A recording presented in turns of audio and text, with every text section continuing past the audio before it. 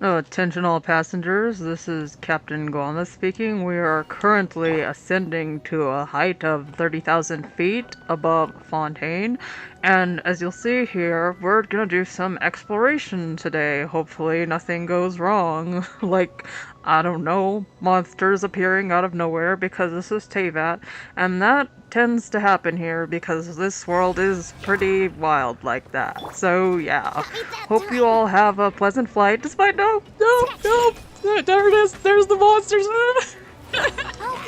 uh, yeah. So like I said, I'm Guama, and welcome to episode 2 of my Explore Genshin with Me series.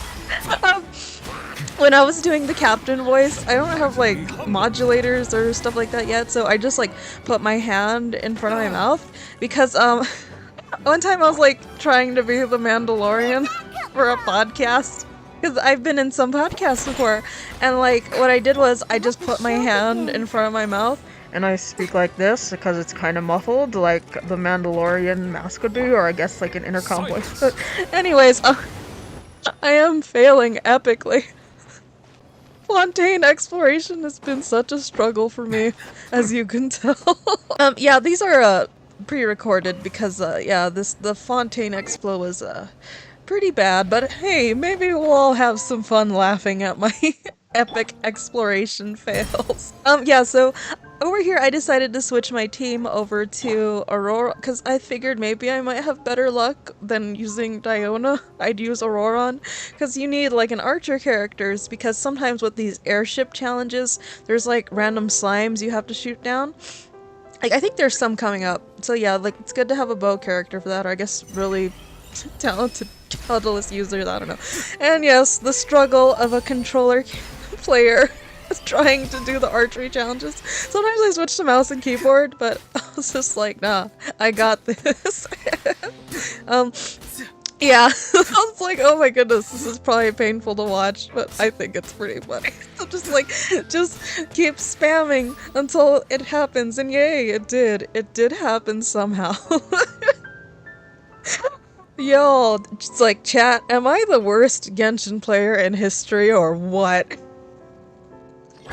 It's like, okay, maybe don't answer that. Anyways, yay! We got the treasure chest somehow. It's like so funny too. Everything that could go wrong just went wrong, but it's okay. We got the treasure chest. Anyways, here's my exploration percentages. I decided to try and explore Fontaine for this video because their percentages are pretty low compared to like my other regions, and it might be because the Fontaine treasure compass was the last treasure compass that I got. For some reason, I don't know why I prioritized getting the other ones, because I really like Fontaine and the underwater exploration, but yeah, it just took me a while.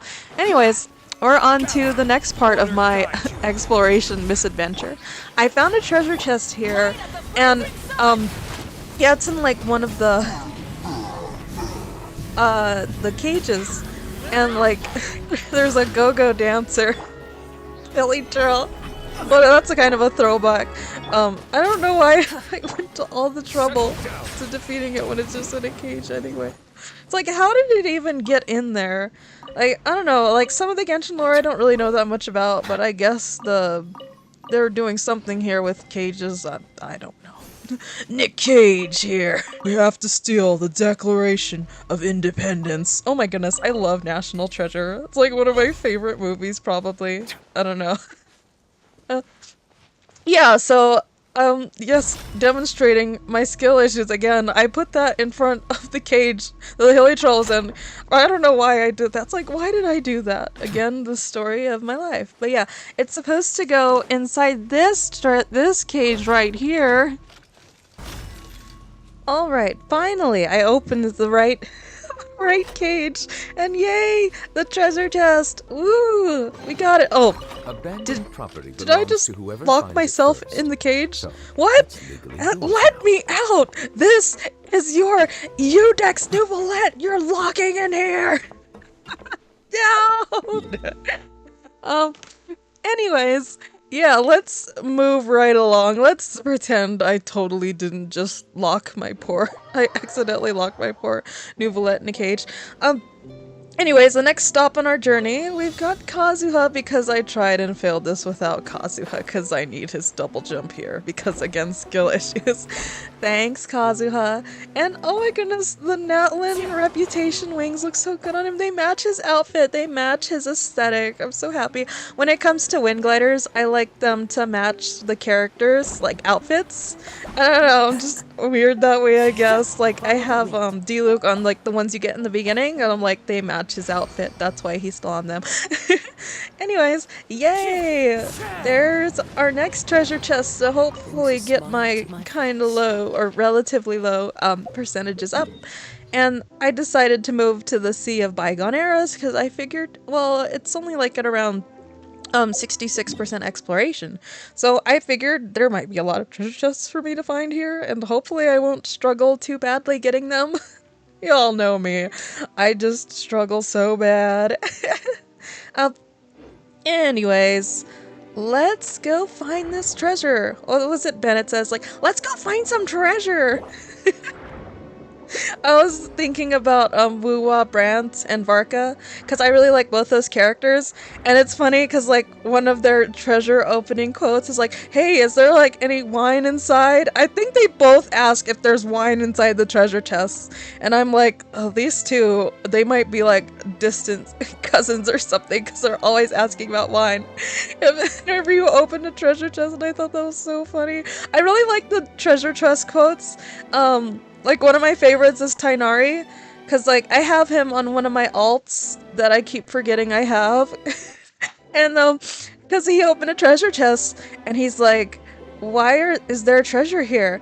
And I'm like, that's such a good question. Like, how do the other characters not, like, question, like, why there are random treasure chests everywhere? They just go with it. Anyways, yesterday I watched the first episode of Steel Ball Run because it's the new JoJo's Bizarre Adventure that came out, and I love JoJo's Bizarre Adventure. And it's kind of funny because, like, with the Trail series, as I also talk about a lot, I watched them like way out of order. So like first, like I started with Golden Wind. And then I was like, I don't really, like, care for this. So then I, like, forgot about it for years. And this was, like, around the time it was coming out. I was, like, kind of curious about it, like, whatever. And then, like, flash forward to maybe, I think it was 2021 or 2022, I watched Diamond is Unbreakable because I thought it looked pretty neat. And then I just fell in love with it. Because I really like the Diamond is Unbreakable, like, that kind of story. Like, the slice of life story. So I really liked it, and I watched it. And then I went back, and I watched the old episodes. So I think, because of course, I finished Diamond is Unbreakable first. And then I went back, and I watched Phantom Blood and Battle Tendency, and I really like Battle Tendency. Like, Joseph's so funny. Like, all the Joseph memes, like, both, like, the young and old version, they're just so funny. Sand on the beach! And, I also, and then I actually did finish watching Golden Wind. I thought it was so cool. I really like Bruno, and like I also like that he shares a voice actor in the English version with Nouvellette Ray Chase, and I'm like, those are so different. And he also plays Kevin in Beyond the Horizon, and it's interesting because in Sky the Third he was voiced by Keith Silverstein. But I mean, I get it because like Keith Silverstein also voices I keep forgetting his name, Sunglass Guy, that one Ouroboros guy. But yeah, oh, they're such great voice actors. You all know Keith Silverstein, Zhongli. I think the first thing I might have heard him in was in Miraculous Ladybug, because like yeah, I've watched some Miraculous Ladybug. And he plays Hawkmoth in it, and then like I'm like, oh wow, Zhongli, that's the guy who plays Hawkmoth.